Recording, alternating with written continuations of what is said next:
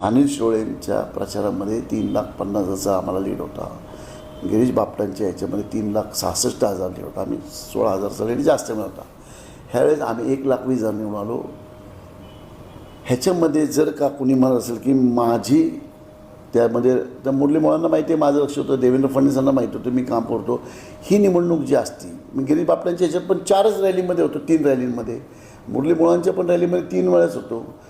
अनिल शिरोळेच्या रॅलीमध्ये पण 3 होतो. आता गल्लीबोळा जसं तुम्ही म्हणाल मला महानगरपालिकेत तू फिरला तसं का नाही फिरला, तर महानगरपालिकांमध्ये गल्लीबोळात फिरायचं असतं. महानगरपालिका निवडणुकात ती असते. लोकसभेची निवडणूक गल्लीबोळात तुम्हाला फिरता येत नाही, कोणालाही फिरता येत नाही इतकं.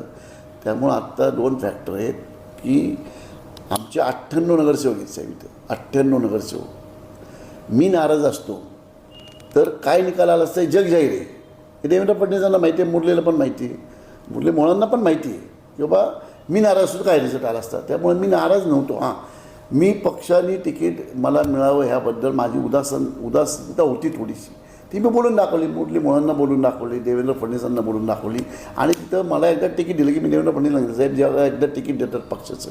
मी गिरीश बापटांसाठी 2014ला अनिल शिरोळेंच्या विरोधात भांडो मुंडे साहेबांशी गिरीश बापटांना तिकीट द्या साहेब, गिरीश बापटांना तिकीट देणार मुंडे साहेबांनी